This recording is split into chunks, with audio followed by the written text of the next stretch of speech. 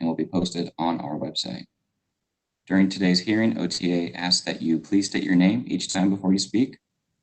For the benefit of the reporter and the record, please mute your microphone whenever you are not speaking to avoid feedback and background noise. And finally, please note that these proceedings are being broadcast live, and any information shared during this hearing is publicly viewable.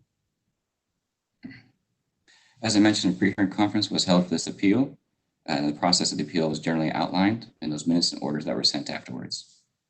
The first matter that we covered in the minutes and orders is the issues on appeal.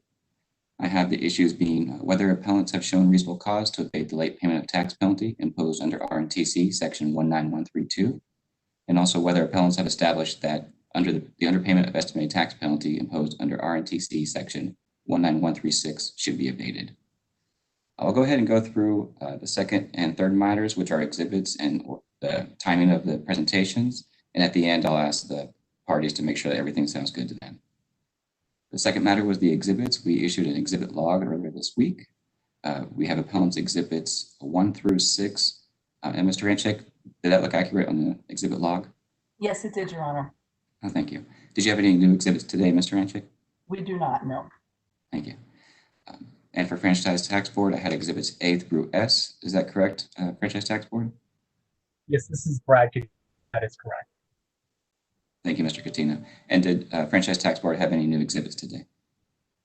This is Brad Catino. No, we do not have any new. Thank you. And we had no objections to those exhibits at the pre-hearing conference, so I will admit them into evidence once we go on the record. Last matter I have is just the order and timing of the hearing, just so everyone knows how we will proceed. Appellant will be given 2 to 5 minutes for an opening statement. Franchise Tax Board has 2 to 5 minutes for an opening statement if they request it. There'll be 20 minutes allotted for Mr. Taylor's testimony. Franchise Tax Board will then be able to ask questions. The panel of judges will be able to ask questions, and we'll provide Mr. Ranchek with an opportunity to ask follow-up questions in a redirect fashion. After that, we'll go into the parties' arguments, first 10 minutes for appellant, and then 10 minutes for Franchise Tax Board, with a final 5-minute rebuttal for appellants. The panel will be able to ask questions of your legal arguments at that time. And then to close it out, we'll have Franchise Tax Board give a 2-minute closing, and then appellants give a 2-minute closing following. Please let me know at any time if you have any questions. Feel free to interrupt me. I'll only interrupt you if we're getting off schedule or going over time. But please don't be afraid to ask me if you have any questions about where we're going or what happened next. With that, I want to ask the parties if everything sounds correct so far, and any final questions or comments before we go on the record. Appellant, did you have any questions or comments before we go forward? This is Lydia Taranchuk. No, Your Honor, we do not. Thank you. Thank you. It's Judge Johnson again. And let me check with Mr. Catino if any questions or comments from respondent before we go on the record. This is Brad Catino. No, we do not have any questions. Okay. I'll do a visual confirmation here. Is our reporter ready to go on the record? Again, the thumbs up. Appreciate that. And panelists, are you also ready to go on the record? I see head nodding there. With that, we're going on the record. This is the appeal of Taylor. It is OTA case number 18093829. It is 219 on July 23rd, 2020. This appeal is being conducted electronically, led by myself here in sunny Sacramento, California. I am the lead ALJ for this hearing, Judge John O. Johnson. And let me say good afternoon to my fellow co-panelists today. Good afternoon, Judge Aiken. Good afternoon, Judge Aiken here. And good afternoon, Judge Tay. Good afternoon, Judge Tay here. Thank you. And let me have the parties introduce themselves. Since we're here, we'll start with appellants. I am counsel for the appellants, Lydia Taranchuk. I am Robert Taylor, the appellant. Thank you. Along with my wife, Joy. Thank you very much. And respondent Franchise Tax Board, if you could please introduce yourselves. This is Brad Catino for the Franchise Tax Board. And Maria Brosterhouse for the Franchise Tax Board. Thank you. Just a reminder that while I am the lead for purposes of conducting this hearing, the panel of 3 judges will make the decision. Our decisions can be based on the arguments and evidence provided by the parties on appeal in conjunction with appropriate application of law, as well as any testimony and arguments provided today at the hearing. We have read the briefs, examined the exhibits, and are looking forward to what you have to give us today. We fully respect the importance of the decision to be made on this appeal, and we know that it's taken many steps to get to this point. The issues we have on appeal whether appellants have shown reasonable cause to evade the late payment of tax penalty imposed under RNTC Section 19132, and whether appellants have established that the underpayment of estimated tax penalty imposed under RNTC Section 19136 should be abated. Appellants have provided Exhibits 1 through 6, and the Franchise Tax Board has provided Exhibits A through S. Those will be admitted into the record without objection. Next, we'll begin with the parties' opening statements. Mr. Anchik, are you ready to provide your opening statement for appellant? I am, thank you, Your Honor. Okay, you may proceed when you're ready. My name is Lydia Taranchik. I am counsel for the appellants Robert and Joy Taylor. What are we really arguing about here? Primarily, the FTB wants to impose a penalty on Mr. Taylor's failure to timely pay tax associated with allocated income that was neither known nor foreseeable by April 15, 2017, and for many months thereafter. We believe Mr. Taylor had reasonable cause for the failure to make a timely tax payment with respect to the allocation of additional income 20 times what was reported for the previous 4 years and which could not have been known to the taxpayer prior to April 15, 2017. This whole case boils down to the FTB's belief that the taxpayer, Mr. Taylor, knew or should have known that this massive income increase was looming for 2016. While we believe as a matter of law that the FTB is incorrect in its analysis on this issue, Mr. Taylor's testimony is critical and will establish that the FTB's factual arguments in this case are erroneous as well.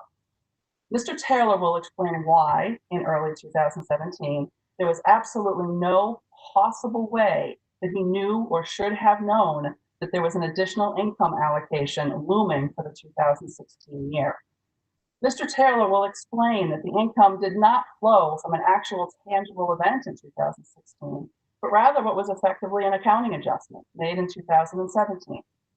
He will also explain how the relationship between his company, Cintanella, and the fund was in shambles as a result of ongoing litigation, and the fund was not ever going to provide any information to Mr. Taylor or Cintanella that was not required by the timeframes contained in the LLC agreements, if then. Finally, Mr. Taylor will testify that even if the documents that could have been made available to investors on or before April 15 were actually made available, there would have been no indication in those records of any income adjustment to be made for 2016. Put simply, prior to April 15, 2017, Mr. Taylor did not know, nor did he have reason to know, nor could he have known of the significant income adjustment looming on the horizon for 2016.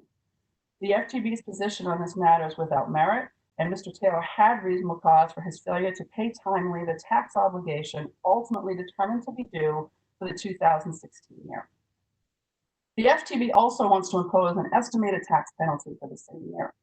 While we recognize that the estimated tax penalty is not subject to the same reasonable cause exception, it is subject to waiver where, as here, an underpayment is due to a limited, unusual circumstance where it would also deny equity and good conscience to impose the penalty. Here, the same facts that require a finding of reasonable cause mandate a finding that the estimated tax penalty must also be waived. Thank you. This is Judge Johnson, thank you. And Mr. Coutinho, would Franchise Tax Board like to provide an opening statement? This is Brad Coutinho.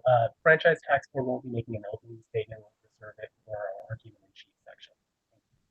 Okay, I think the audio cut out there a little bit, Mr. Coutinho, but could you repeat that, please? Yes, I apologize.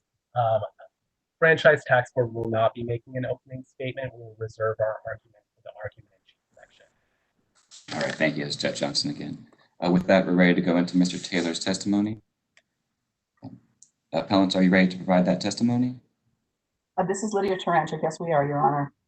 In that case, I'll swear you in, Mr. Taylor. You can please raise your right hand. Do you solemnly swear or affirm to tell the truth, the whole truth, and nothing but the truth? I do. Thank you. Mr. Anchik, you may begin. Thank you. This is Lydia Taranchik. Good afternoon, Robert. How are you doing there? I'm doing okay. We've got about 20 minutes, so we need to move through this somewhat quickly. Let's first talk about your education history. Can you just briefly state what your education is? I am a graduate of North Hollywood High School, California State University, Northridge, with a degree in engineering. and the Stanford Law School and Stanford Business Schools. And when did you graduate from Stanford Business School? I did a joint JD MBA program, completing both degrees in 1986. And could you just briefly describe your work history prior to joining the entity that's sort of at issue here in Cintanella? Upon leaving graduate school, I went to work for McKinsey & Company, was there between approximately 1986 and 1997. 1997, along with three other partners, we co-founded a lower middle market buyout firm called Blue Capital.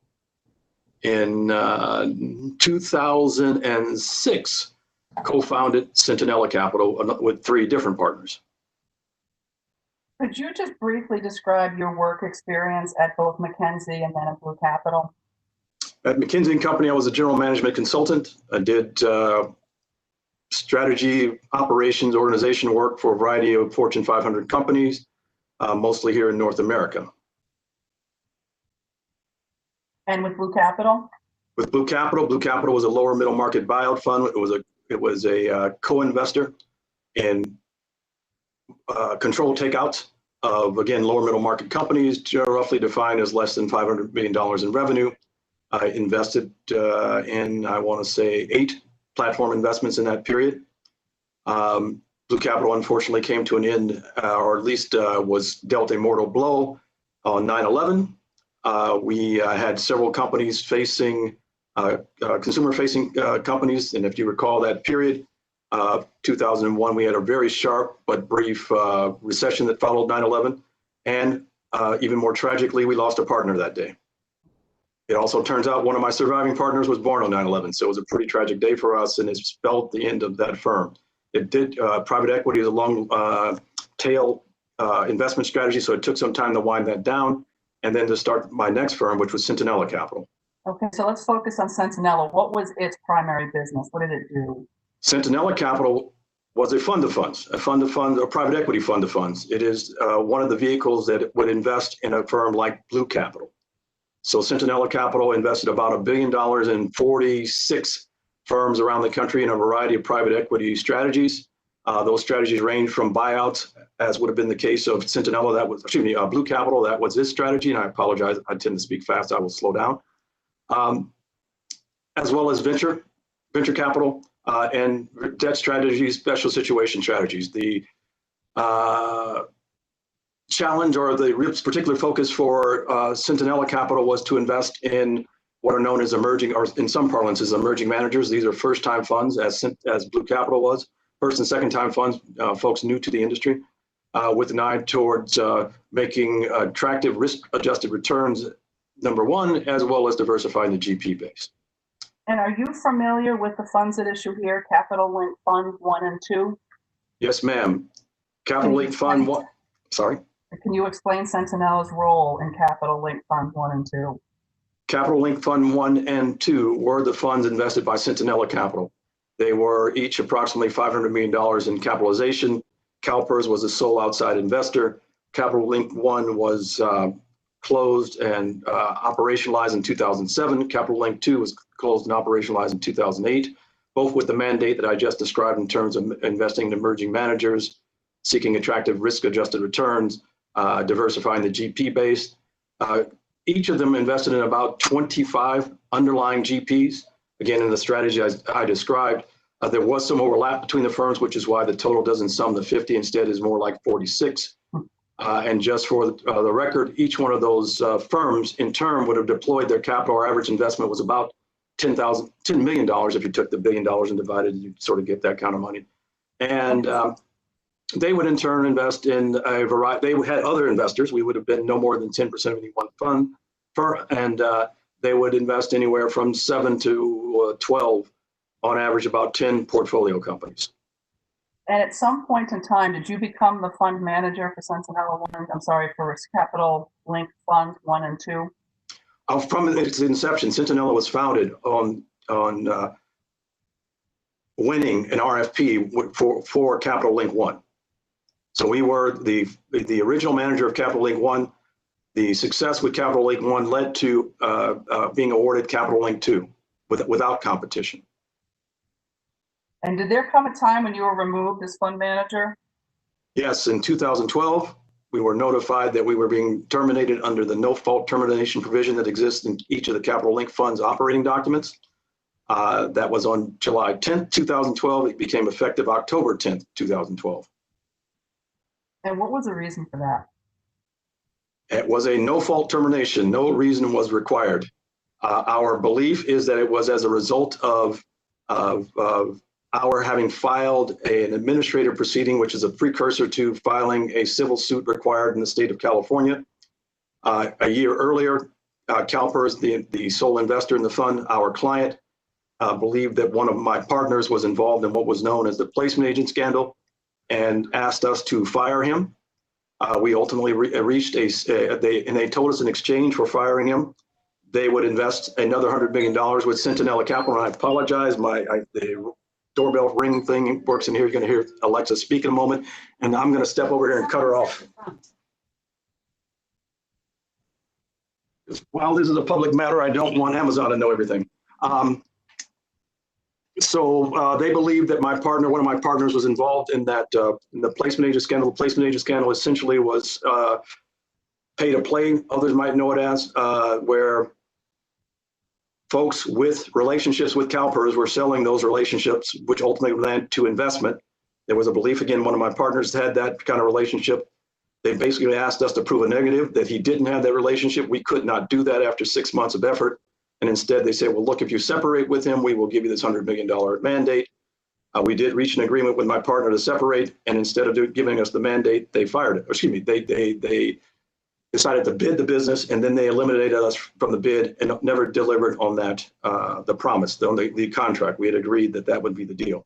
So we sued them for— So from 2016, from 2012 through the year at issue here in 2016, you were involved in active litigation with the fund and with the fund manager, with CalPERS. Active litigation through January of this year. After your removal as manager, what was your role with Capital Link Funds? In other words, post October 2012, what role did you have with Capital Link Funds? We had no active role. By definition in the contract, we became a passive, non-voting member in the LLCs through which the economics flow. And would it be fair to say you were a significant minority investor at that point? We were absolutely a significant minority investor. CalPERS owned 99% of Fund 2, which is the fund at issue here, and it owned 99.5% of Fund 1. Now, with respect to your ability to obtain information from the fund to do your own tax reporting and the tax information that you need, what was your understanding of Centinella's rights to obtain information? Centinella's rights were essentially at the discretion of the manager. The funds provide for reporting within 90 days at the close of the fiscal year, which is 12/31 for all of the underlying funds, but it has a clause that says if the information is available, and that date was then changed subsequent to our being terminated to 120 days. So by the time 2016, 2017 rolls around, 180 days. By the time 2016 and 2017 roll around, the manager has 180 days to make the initial report, which is the financial statements. The tax statements, the K-1s, lag the audited financials.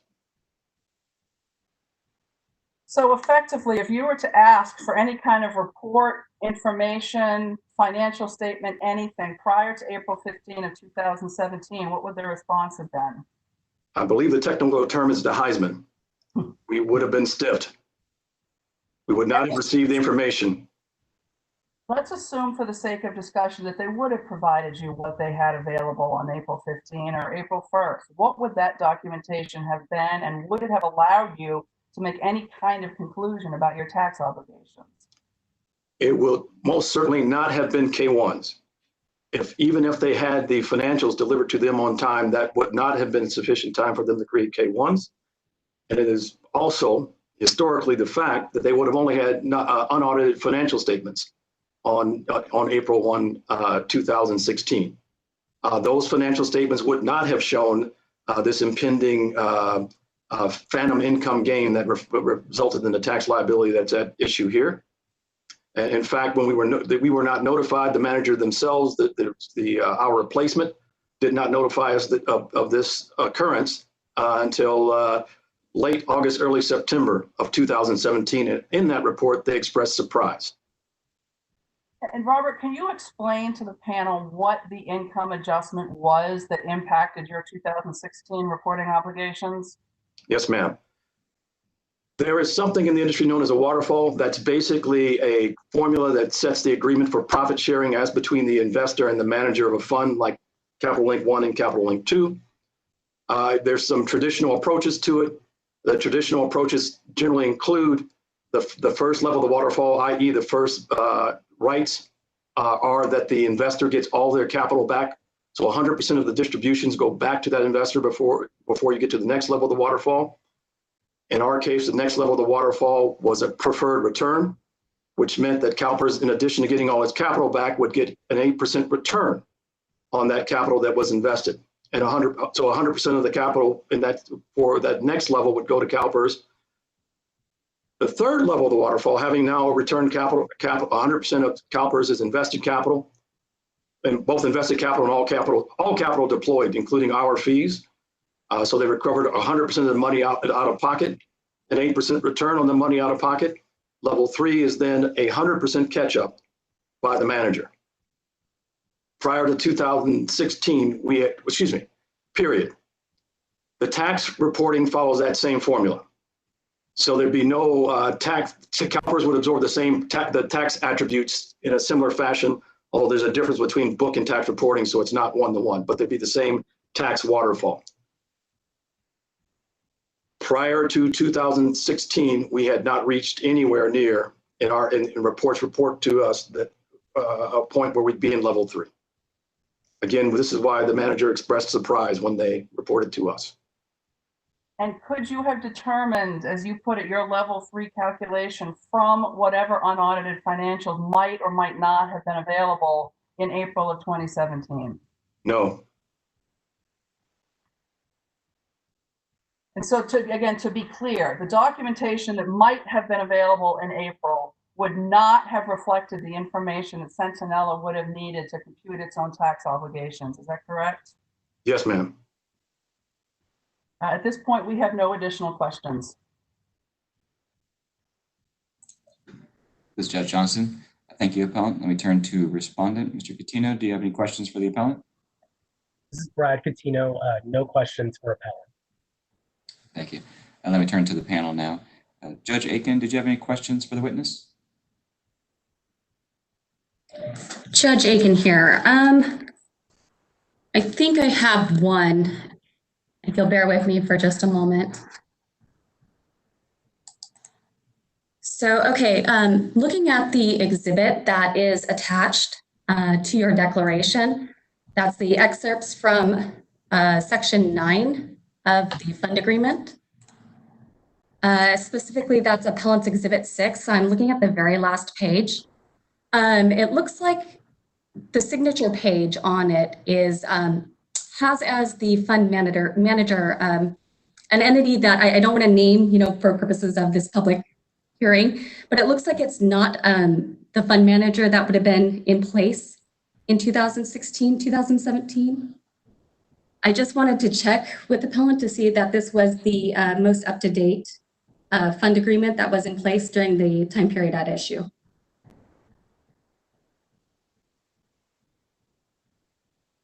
Robert, could you explain for Judge Aiken what exactly happened between the 5th and the 6th amended agreements? Because that's sort of essentially what we need to get at here. Oh, I think he's muted. That may be the problem. Apologies. Okay, so again, we were terminated in effective October 10th, 2012. The last document that we signed with CalPERS was October 11th, October 2011. This document represents Credit Suisse's deal with CalPERS replacing us. Credit Suisse was acquired by Grosvenor Capital Management. So this is the predecessor entity. And you will note that the signature block actually has Cintanella in it, and they physically cross it out. They're actually not allowed to sign on our behalf for the kind of agreement that was reflected in this document. That was one of the issues in our litigation with them. So I guess that was my assertion.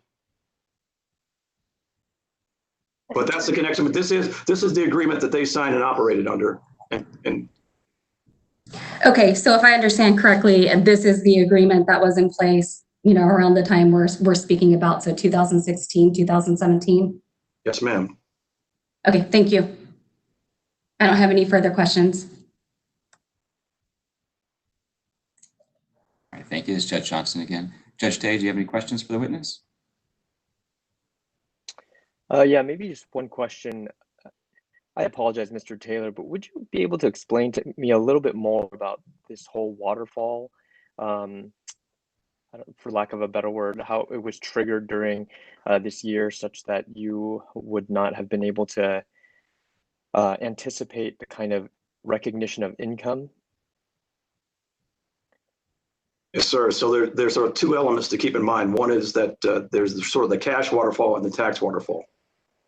Well, both operate the same, but it's kind of like the difference between book and tax accounting. We actually have zero insight into the tax accounting. We do get the audited financials. We do get K1s, but we get our share of the K1s, not the fund's share of the K1s.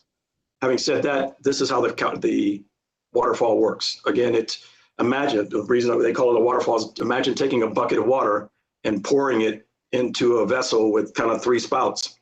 The first spout that gets filled up is the capital, reflects the capital that the investors already put in on both a cash basis and a tax basis. So let's say that CalPERS had invested $100.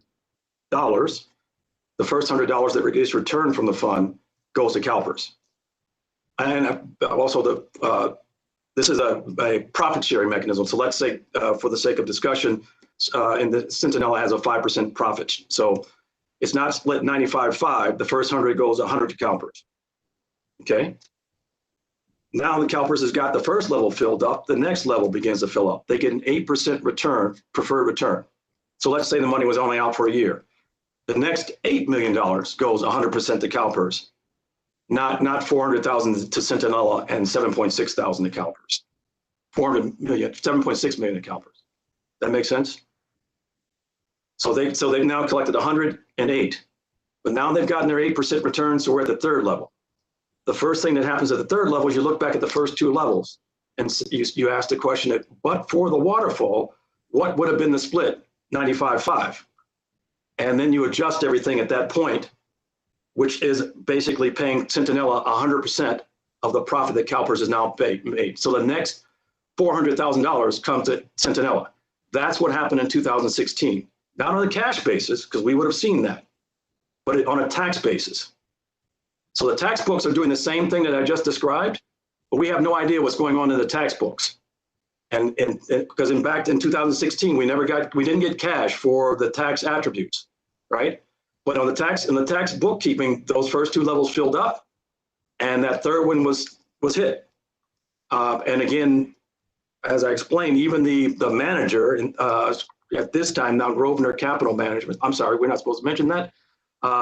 Did not know that April 16th. Did not know until sometime late that summer, the following that summer, 2017. Thank you. That's very helpful.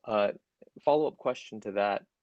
Now, I understand that you may not have seen that kind of cash flow, but did I guess as a member, did Cintanella have access to kind of updated books and records of the fund?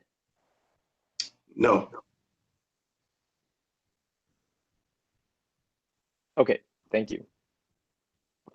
Judge Johnson, no further questions. Thank you, Judge Johnson. I do have a question, Mr. Taylor. Thank you again for providing your testimony. I was looking at the agreement that was provided. That was the agreement in effect for 2016, the one that was attached to your statement. And looking at the reporting to members section 9.4 there, see where it shows that you'll have the, not the audited, unaudited records 90 days after the end of each fiscal year, each quarter of each fiscal year. So were they providing you those records during the year, or did you get anything during the year, I guess I should ask? Yes, we did. We got unaudited financials. And this large, the large, I guess, 20 times kind of different income that came attributed to you during this time. Do you know if there was any very large asset that was sold during the year that kind of contributed to kicking into the third level? No, there was not a single asset that kicked it into the third level. Okay. And do you recall looking at those quarterly statements you got during the year, that there was any indication that the amount was going to be much larger than it was in previous years? I do remember looking at them. There was no indication. Okay. Thank you, Mr. Taylor. Let me just ask real quick again if there are any more questions from Judge Aiken.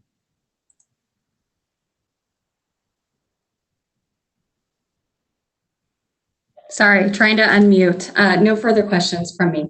Judge Aiken speaking. Thank you. Thank you. And Judge Tay, any further questions? No further questions at this time. Thank you. Thank you. And I'll turn it back to Mr. Ranchik. If you have any redirect questions you'd like to ask Mr. Taylor at this time, you can. Let me just follow up on, because this is a line of questioning that you all obviously focused on, because it's the critical component of this case, and that is the element of knowledge prior to April 15. Robert, if you could please, again, discuss for the panel the fact that the unaudited financials, which you may have had access to prior to April 15, would not have reflected the information necessary for you to make any determination on Centanella's tax obligations, because this was effectively a tax adjustment that was made by the accountants. Is that correct? That is correct. The unaudited financials are just that. They are financials and not tax returns. There's no tax information in the financials. And there was no assets sold, nothing that would have indicated in those unaudited financials that there may have been an influx of cash or income such that this waterfall may have continued down the levels. There was no single asset sold. And in fact, we got very cursory reports on the actual underlying activities. When I say financials, these are not what one might typically think of as a publicly traded company's financials. They're not detailed with detailed MD&A management discussion and analysis. It is a very summary report, to particularly the quarterly financials. It's it's an income statement, it's a balance sheet, it's a cash flow statement, and a PCAP, a Partners Capital something. I don't recall what PCAP stands for, but it tells you what your capital position is. And none of those documents indicated anything different from the prior years in terms of what our expectations ought to be. And do you recall what the average income was for the prior years between your exit as fund manager in 2012 and the 2015 year? It was it ranged between sort of $400,000 and $600,000. I don't think I have any further questions to follow up on those issues. Thank you, Your Honor. This is Judge Johnson again. Thank you very much. With that, we're ready to go into the appellant's legal arguments. We will start with Mr. Ranchik. You will have 10 minutes. Are you ready to go forward at this time? I am. Thank you, Judge Johnson. Please begin. This is Lydia Taranchik again. As stated in our opening, the FTB's entire argument here is premised on a new or should have known standard with respect to the additional allocation of income for 2016.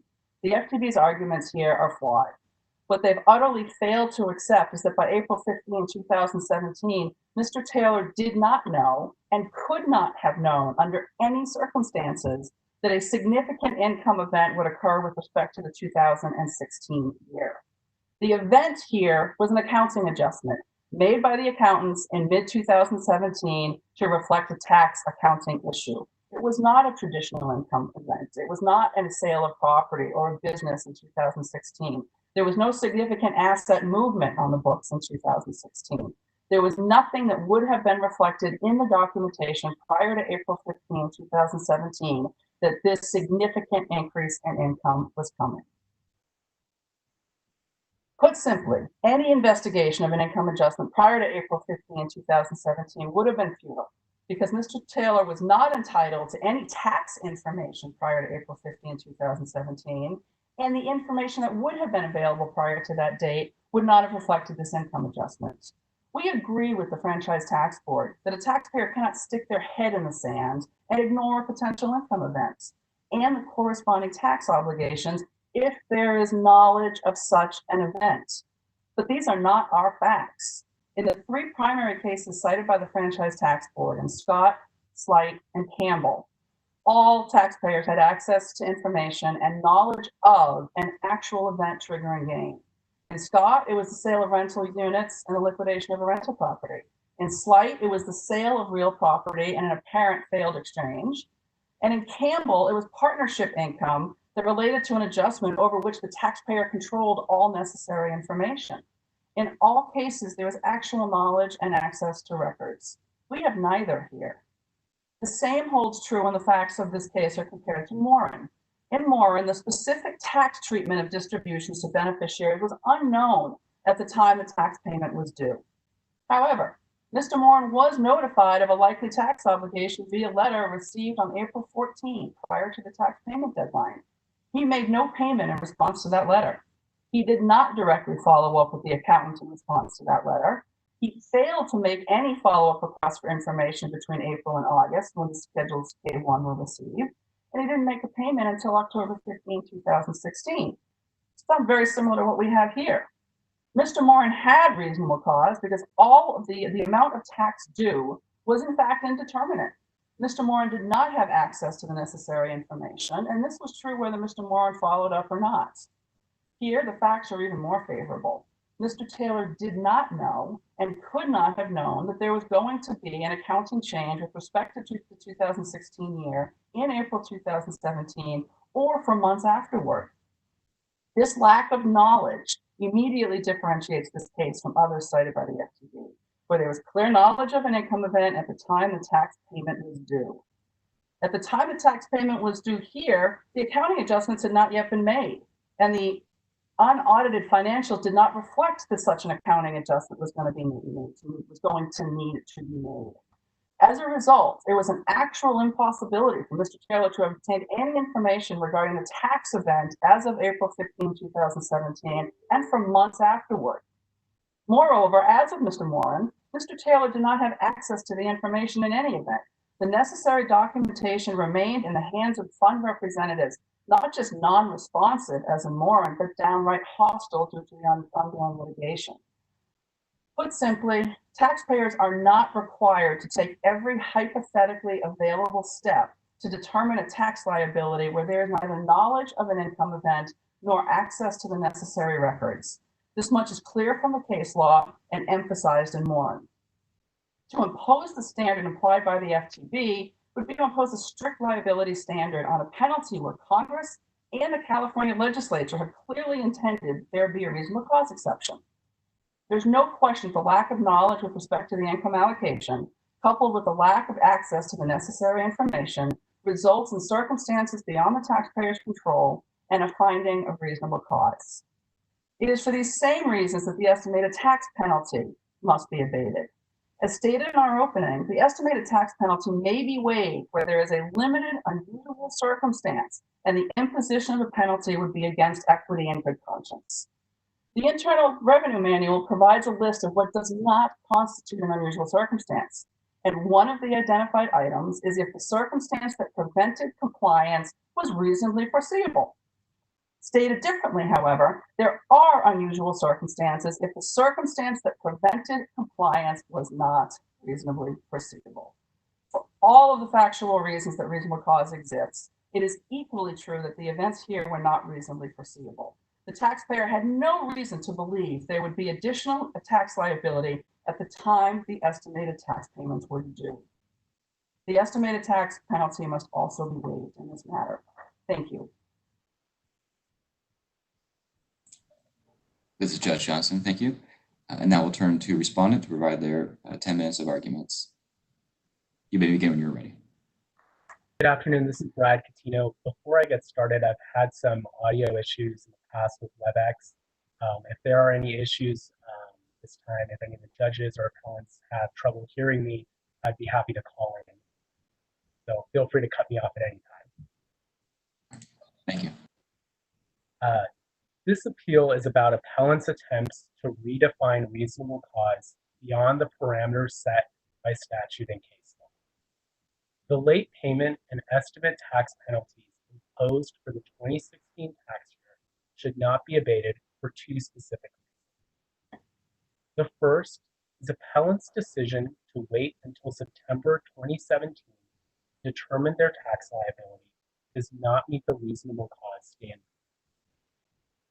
Second, appellant's justification for failing to make timely tax payments does not meet the statutory requirements for waiver of the estimate tax penalty.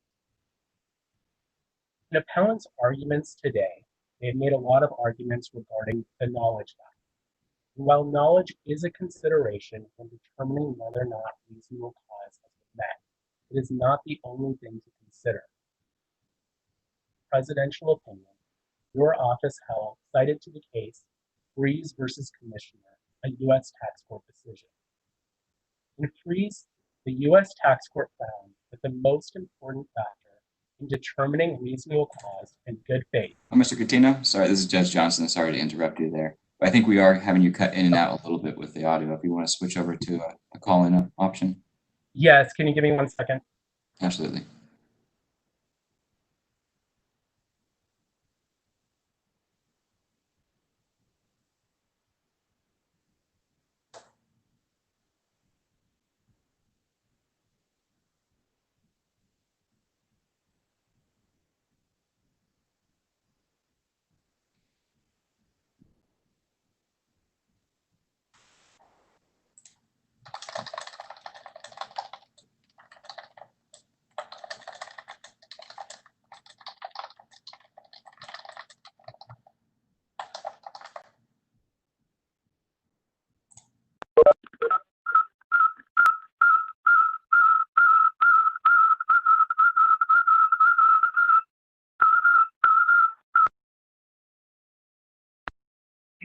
Can you hear me? I've called in. I can hear you better now, yes.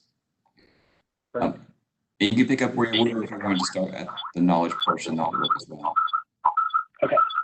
I think you have your laptop muted as well. Yeah. Or silence the audio coming out of there. Can you hear me no clearer now? Much clearer, yes, thank you. Okay. Going back to my first point, appellants have made arguments today regarding the knowledge consideration for reasonable cause. However, that's not the only consideration. In a recent U.S. tax court decision, Freeze versus Commissioner, the U.S. tax court found that the most important factor in determining reasonable cause and good faith is the extent of the taxpayer's efforts to determine his or her tax liability. Similarly, in the appeal of Harry Morin, your office weighed heavily the taxpayer and their efforts to acquire the information necessary to determine the tax liability associated with the distributions from the estate. In Morin, your office directly stated an assertion that the records were difficult to obtain without any substantiation of effort is insufficient to show reasonable cause.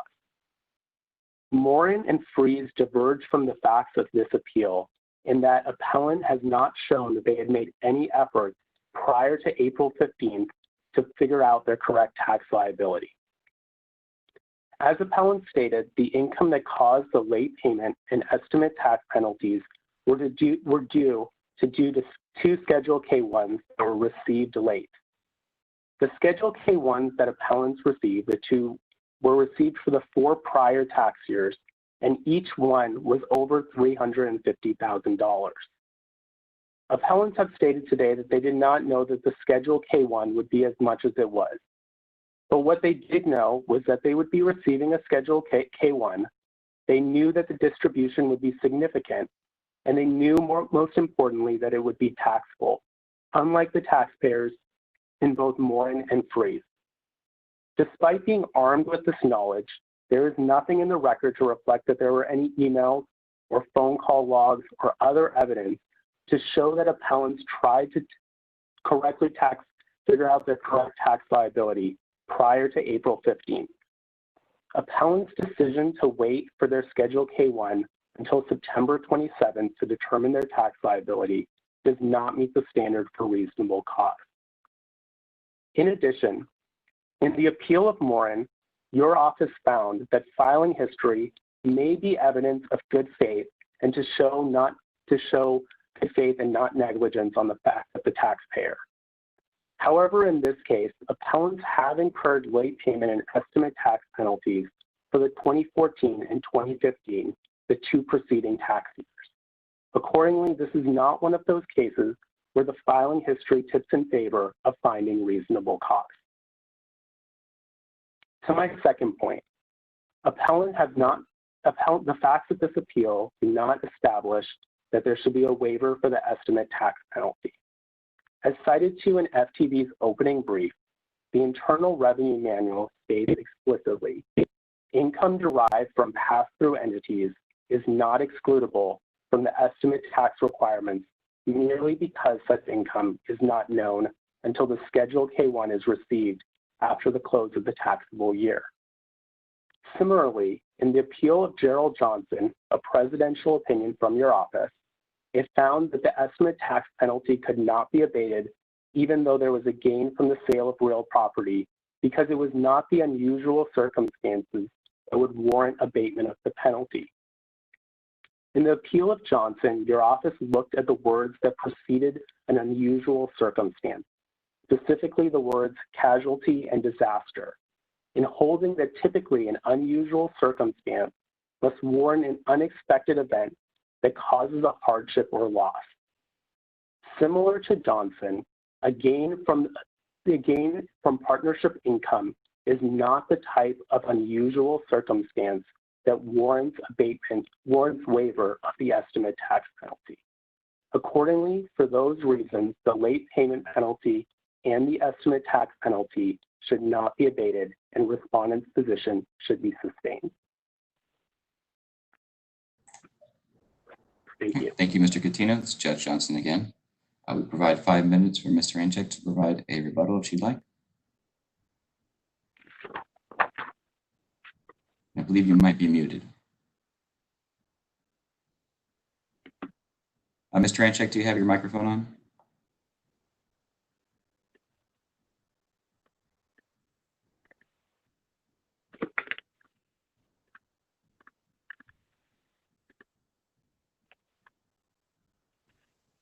Better? That's better, thank you. I'm sorry, I didn't turn it off, so I'm not sure what happened there. I sit here with a little level of frustration at the Franchise Tax Board's response because I feel like they are trying to lump us into every other individual who's complained about a late K-1 and said there's reasonable cause because I didn't know exactly what my tax liability was going to be. We're not talking about a situation here where it was a difference between $100 and $500. You know, the Franchise Tax Board refers to this notion of decision to wait for the K-1. There was no decision to wait for a K-1 here. They had no idea that this potential income was looming. And the Franchise Tax Board then points to this issue that, well, you had some prior years of underpaid tax, which is true, but that also goes to Mr. Taylor's point that post-2012, he did not have access to the information he needed to properly prepare his tax returns, number one. And number two, in the prior years, let's be honest, the penalties were under $1,000. There is not an individual in the world who is going to invest the time and resources it takes to fight these penalties, as evidenced by this today, to fight a $400 and a $600 penalty. So I think what's being ignored by the Franchise Tax Board is the fact that we're not saying that we simply waited for the K-1s and we were being lazy and didn't do anything. There was nothing that could have been done here. The FTB acts like this knowledge requirement is not a requirement, that it's not real. And the reality is there is not a case out there that applies an underpayment tax penalty in a situation where the taxpayer had literally no idea that there was going to be an additional tax imposed. And so I find the argument very frustrating on that front because, yes, they did have some prior underpayment penalties, but that was in large part because they couldn't get access to the information that they needed in a timely fashion. And that simply supports our argument moving forward that when it really mattered and we had this massive income adjustments, that they still weren't getting the information that they needed. It just becomes kind of this empirical problem that there was nothing they could do anything about. we do believe that the FTB position is effectively transitioning this into a strict liability penalty. Because what they're saying is if you ever have a situation where you have an underpayment and you haven't made some effort to determine what it is, even though you have no reason to go look for that tax event, that you're somehow responsible. And I actually believe, and maybe I am completely misreading Warren, but the benefit is we have the author of that decision on this panel, is that this taxpayer in Warren didn't take particular efforts to determine what the tax liability was. As I indicated previously, he didn't follow up. His co-beneficiary sent one email saying, I think you might be wrong on this. And there was no further communication on this until they actually received the K-1s in August. There was no follow-up, and the rationale was, well, they were unresponsive previously, and as a result of that, we didn't really bother to follow up. And that seemed to be okay with this panel. And that is almost entirely different than what we have here, which is actually a hostile situation where they were not going to be able to obtain the information they needed, in part because of this hostile relationship, but also in part because it simply wasn't available before April 15. There was simply no indication that this income event was coming in 2016.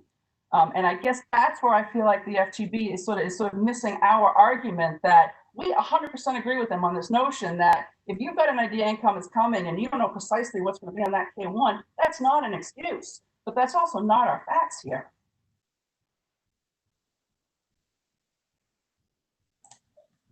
This is Judge Johnson. Thank you. We'll now turn to questions from the panel. We'll start again with Judge Aiken. Do you have any questions for the parties? Just one quick follow-up question, maybe for appellants. Going back to the whole, cascading waterfall idea, is there somewhere in the fund agreement you can point the panel to that we can reference that? Robert, I'm going to let you field that. Yeah, let me, I'll find it. Yeah, Judge Aiken speaking. If you could just generally point us to the sections. Section 4 is the waterfall section. Okay. So you will see that, I should say the profit distribution, 4.2 talks to distributions. And then there's something that talks to tax distributions that basically, oh, no, I'm sorry, that's the wrong one. This doesn't explicitly spell it.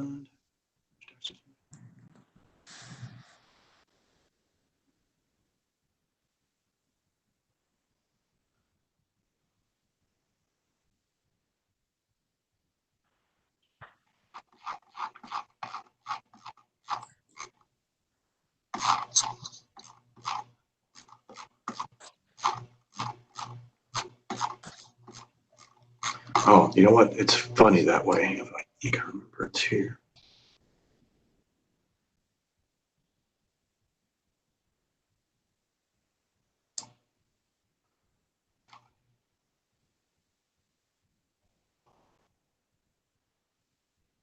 Judge Aiken, would you like us to get back to the panel with a response on this? I don't want to waste your time looking for this. I think if it's covered by section 4 and the distribution language in the agreement, I think we can find it. I just wanted, a place to start looking for Well, it. section 4 point, sorry. Go ahead. Section 4.2 is the distribution provision. That's what you need to understand the basic waterfall. There is a link here somewhere that speaks specifically to the tax waterfall that basically says it follows that on a tax basis. But it turns out it's in a different section, and I don't remember offhand where it is. Okay. I think Judge Aiken speaking again, I think that answers my question. It gives me a general place to start. So thank you very much. No additional questions from me at this time. Thank you, Judge Johnson again. Let me turn to Judge Tay. Do you have any questions for the parties? Yes, this is Judge Tay. Appellant, thank you for pointing to that section of the agreement that contains the distribution and the tax treatment of the waterfall. Now, my understanding is that you've submitted 2 different copies of the member agreement. Now, would that be also included in the agreement that you provided in Exhibit 1 to the declaration? I don't think we have a full agreement of that of that amended agreement? You do not. What happened between the filing of the fifth and sixth amendment, the fifth amended, which is what you have a complete copy of, is the last agreement that was entered into and agreed to by Cintanella. The sixth amended is the version that we have that is sort of technically in effect and had a difference in the tax language, which is why we attached that to his declaration, because it was evidence of the transition of the formerly 90 days to respond under the agreement that Cintanella had actually agreed to for tax information versus the 180 days that was now imposed by the new agreement when Cintanella had gotten kicked out. Cintanella still takes the position that sixth agreement shouldn't really be valid. But we did not produce a complete copy because for most of the sections, it's not different. But if it is different in that distribution provision, then Robert, can we get them that particular section if it's different? It is not different. Yes, that's what we thought. That other than that tax, the notification on tax issues, there are not significant changes for our purposes between 5 and 6. And again, 5 is the full version you have that was actually signed by Robert on behalf of Cintanella. 6 is the one that CalPERS and the fund managers take or assert that it should have been in control during 2015, 2016. Thank you. Another question for Appellant. I note that in section, I think it's 9.5 of the agreement, the manager has the right to quarterly meetings with the fund to discuss various efforts and strategies and things like that. Did you participate in any of those in the relevant tax year? No, we were not the manager.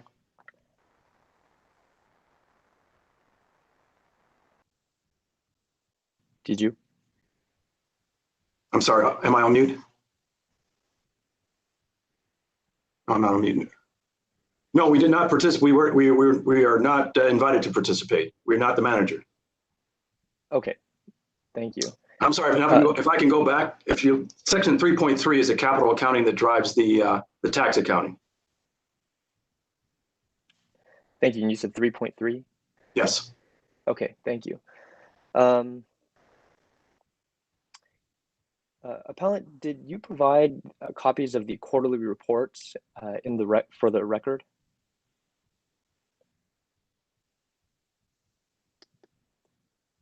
I'm sorry, Judge Tay, I missed that. What did you say?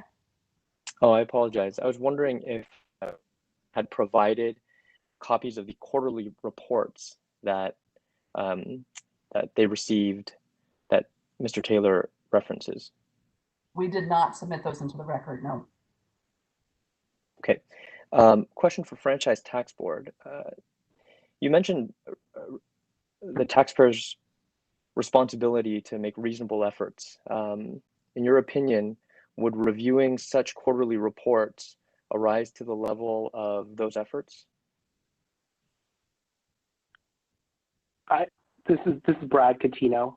I think reviewing the quarterly reports would help. However, I think exhausting every effort possible, contacting the fund, contacting the CPA prior to April 15th, some modicum of effort is similar to what was found in Morin. As soon as they realized that there was a tax obligation, there was efforts taken. And so in this case, it appears appellants had knowledge that there would be tax consequences, and the record doesn't reflect any efforts that appellants took to determine that prior to April 15th. Whether they got it right or wrong, it doesn't appear that they took any efforts prior to then to determine what the Schedule K-1 amount would have been. Okay, thank you. Sorry, one more question for appellant. You mentioned your efforts in prior years to determine what the proper tax liability would be that would result from income from the funds. And if I understand you right, it seems like it was the penalty for a late payment was minimal, and so it was not of that much concern. Would that be true of the approach to determine tax liability for this year as well? No, that's not. No, it would not be, and that I wouldn't characterize the approach to the prior years that way either. That the penalty would be minimal. What I would say is the methodology that we use got us pretty close. And as a result, in fact, to be clear, I'm not saying we're wrong. My counsel got it right. It wasn't worth fighting over. So we had a methodology. I had a methodology that got me in, with a good faith to a number that I believe would be my liability. And the results show that it was pretty close, and it continued to apply the same methodology. Again, and that did rely on the quarterly reports. Earlier when I said they were not the same as, or excuse me, I should say unaudited reports. They're not the same as what you might expect in a corporate, a publicly traded company's report, which is not to say that we dismissed them. We looked at them, I looked at them, and again, when you look at report to report, year to year, it looked very much like the prior years. Again, the history shows the prior years got us to a number that was essentially our liability. And this, but it does not contain the tax information, the sort of post-financial reporting adjustment that took place that resulted in the big surprise for tax year 16. Thank you. This is Judge Tay. No further questions. Thank you, Judge Tay. This is Judge Johnson. I have a question for appellants. Going back to the portion of the Section 9 document that was provided with the declaration. So just to clarify, so that was the sixth amended agreement that was in effect for the year it issued 2016. Is that correct? This is Lydia Taranchik. Yes, that's correct, Your Honor.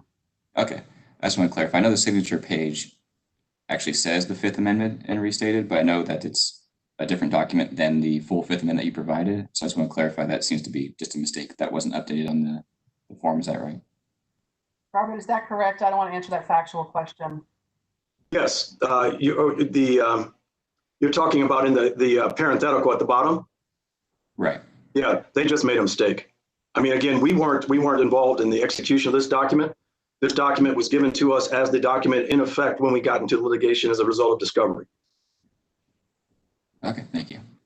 And I think we might refer to the document in our opinion. I don't think it's necessarily going to, be the smoking gun or anything like that. But I just want to make sure everyone's comfortable with it. Franchise Tax Board, do you have any concerns over that exhibit as being the terms that were in effect for the year at issue? No, this is Brad Cucino. No issues with that document. Okay, thank you. Just want to double check. And let me turn back to appellants if I can. Perhaps Mr. Taylor, you can answer this. A question about whether you had any reason to believe there's tax liability weighting, noting that prior years K1s came late and they had some amounts on them that ended up resulting in estimated tax penalties. So you said you had a formula that you're kind of using to try to estimate the amount that would be due. Is that correct? I think a formula would be too kind a term. I mean, essentially, again, looking at we do have cash flows that we do get those reports. The cash flows appear to be, if you want to call it that the formula, in proportion to those cash flows, they're higher or lower, I adjusted what I expected to get in the K1s. Okay. And you said in 2014, 2015, presumably prior years, you were operating under a similar plan and we're getting pretty close? Yes, in fact, I guess the FTB does not have the records, but the reverse was true, I believe, for 12 and 13, i.e. we overpaid. Okay. And you used that same formula and made payments by April 15th, 2017 for the 2016 tax year? Yes, sir. Okay. So the amount that was paid with the October return filing was only the additional amount that was claimed unforeseeable? Yes, sir. Okay, thank you. And just to fully clarify the record and to get it straight, were there any efforts at all made after the closing in 2016, any emails, calls, letters, anything to the manager to get financial tax documents? Yes. I mean, they called us. So there was a set of calls that then and emails that were exchanged because they called us before they actually finished the work. As I mentioned, it was a surprise to them and they wanted to get the information as soon as they had it to us. Again, remember, we were in a state of hostility. They didn't want to create any issues between us that they might be exposed on. So they were both extraordinarily afraid of us, but also highly motivated to please CalPERS and not to do any favors for us. Okay, and that was a phone call you said, or was that letters or emails? It was I think the first interaction was a phone call that said this is coming. It was before the Labor Day, not, kind of order a discussion, so not numbers you can hang your hat on. And then after the Labor Day, I don't recall whether there was a subsequent call, but there was something more definite. Must have been an email because it was still not quite the K1s. I think the K1s didn't show up for another few weeks. It took them another few weeks to actually figure out the actual number.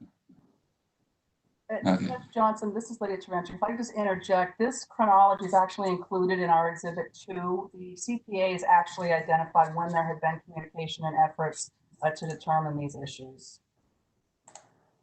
Okay, so the statement from the CPAs, sort of the answers I'm looking for, I guess, as far as what interactions occurred and whether there's written proof of those interactions. Okay, thank you.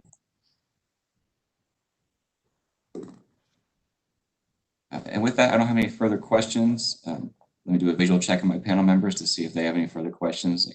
Call on them. I'm not seeing any positive shaking, so I think we're good. We can go to our closing arguments, which will be the end of the appeal here. We'll start with the Franchise Tax Board. Would you like to do a 2-minute closing argument? Yes, I would. This is Brad Catino. Appellants have made arguments today that the late payment penalty and estimate tax penalty are in effect strict liability penalties. However, that's overlooking many cases that have found reasonable cause, such as the appeal of Harry Morin and the U.S. tax court that I cited to earlier, Freeze versus Commissioner. Both of those cases found reasonable cause, even though the taxpayers in those cases were unable to have the documents by the April 15th deadline. And in both of those cases, they were able to find that reasonable cause did exist is because of the efforts taken by the taxpayers to try and determine their tax liability prior to when their taxes were due, prior to April 15th. In this case, we have a lot of statements from appellants and a lot of assertions of what they think the fund would have said, what they think the fund would have given them, and what would have happened. However, the mere assertions from appellant is not sufficient to trigger reasonable cause. As stated directly in Morin, an assertion that the records were difficult to obtain without any substantiation of the efforts taken is insufficient to show reasonable cause. In this case, appellant has not provided any emails or phone logs. The emails that they referenced took place, as they stated, in September. It appears to be September 2017, and that's when the story begins, that appellants tell the story. There's nothing in the record to show what happened prior to that August-September deadline. In addition, while appellants have provided records that show that they should have received the financial records in around June 30th, it doesn't show that there was any efforts after that time to correctly determine their tax liability. And it's stated in the appeal of Morin, a taxpayer must show reasonable cause through the entire length of time, and that has not been met in this case. And therefore, for those reasons, neither the late payment nor the estimate tax penalty should be abated. Thank you. Thank you, respondent, and we'll turn to appellant for a 2-minute closing as well. Thank you, Judge Johnson. This is Lydia Taranchik, and thank you, panel. The FTB's position here is effectively that because Mr. Taylor did not seek documents he was not entitled to and did not even exist as of April 15, 2017, that this should somehow automatically result in the imposition of a failure to pay penalty. It doesn't matter to them that there is no knowledge underlying any additional tax obligation here. But facts do matter in a reasonable cause analysis. Even if efforts were taken here to identify an additional income allocation, no additional payment amount could have been determined. Not only were the records maintained by the openly hostile fund, they never would have released them early. The records maintained up to April 15, 2017 would not have reflected the income increase. We heard Mr. Taylor testify to this fact. He reviewed the quarterlies. He reviewed the information he had. The asset, profit and loss balance sheets, none of that was going to indicate this tax adjustment that was made by the accountants in 2017. And to say that Mr. Taylor is responsible for penalties here ignores the core premise behind the imposition of penalties in the first place. False. The FTB is essentially arguing that Mr. Taylor should have assumed that there was going to be an increase in income in 2016 with no factual basis for this assumption. He testified he used the formula, he used the standard that he applied year in and year out. He had no knowledge that this income allocation was coming. But the FTB's argument is very similar to the argument the FTB made in Morin. While I appreciate now that they are singing the praises of the determination, the fact is the Franchise Tax Board position in that case was that the taxpayer should have made a tax payment sufficient to cover the liability as if 100% of the distributions were taxable. And the OTA said no. While the suggested action would have been the most cautious approach, it does not mean it's the only reasonable and prudent option. Here, the FTB essentially wanted Mr. Taylor to guess at a potential tax liability without even the benefit of a total possible tax amount, as in Morin. They knew what the distribution was. The only question was how much of it was taxable. We don't have even that level of fact in this case prior to April 15, 2017.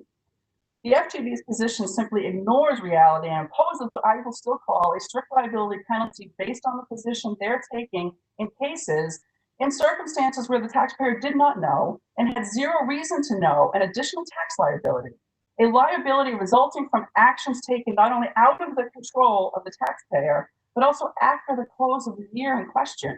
This is simply not the proper standard, and the FTB's position on this matter should not be sustained.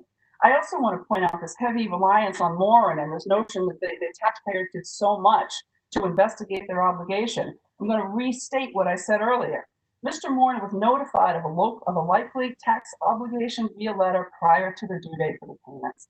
He made no tax payment in response to that payment. He did not directly follow up with the accountants himself in response to that letter. As I read the record, the only follow-up that occurred was the co-beneficiary sent a responsive email. There was no follow-up request for information in that case between April and August, and nothing happened until the issuance of the Schedules K-1 in August and September, and the payment in October of 2016. I believe these facts in our case are better, and I believe that Mr. Taylor deserves to be found to have reasonable cause with respect to the failure to pay penalty, and that he does suffer from an unusual circumstance, an unusual, limited, unforeseeable circumstance that occurred such that the estimated tax payment should also be abated. Thank you. This is Judge Johnson. Thank you. And before we finally wrap up, let me go back to Judge Tay. If you have one more question, you could ask that now. Yes, this is Judge Tay. Thank you, Judge Johnson. Just one question for FTB. Do you dispute appellant's assertion that they could not have known back in 2016 or prior to April 2017 that they had such a tax liability? Respondent doesn't necessarily refute that appellants could not have figured it out, but because there's nothing in the record to affirmatively show the efforts taken and then the response back that the information from a CPA or a partnership is not ready or not able to be calculated, all we can rely upon is the assertions from appellants. There's nothing else in the record. So while we don't necessarily refute appellant's assertions, without anything in the record, we can't say definitively whether or not their tax liability could have been determined prior to April 15th. Thank you, Franchise Tax Board. This is Judge Tay. Judge Johnson, no further questions. All right, Judge Johnson, thank you very much. So the evidence has been admitted to the record. We have the arguments in your briefs, as well as your testimony and arguments presented today. We now have a complete record from which to base our decision. Let me ask any final questions before we close the record. Appellant, any questions? None, Your Honor. Thank you. Thank you. And respondent, any questions? This is Brad Catino, no questions. Thank you. Thank you, Judge Johnson, again. I wish to thank both parties for their efforts on appeal. The record is now closed. This will conclude the hearing on this appeal. Parties should expect a written decision no later than 100 days from today. With that, we're off the record. This concludes the hearing in the appeal of Taylor. We'll take a short recess, and the next hearing is expected to begin in approximately 15 minutes. Thank you, everyone.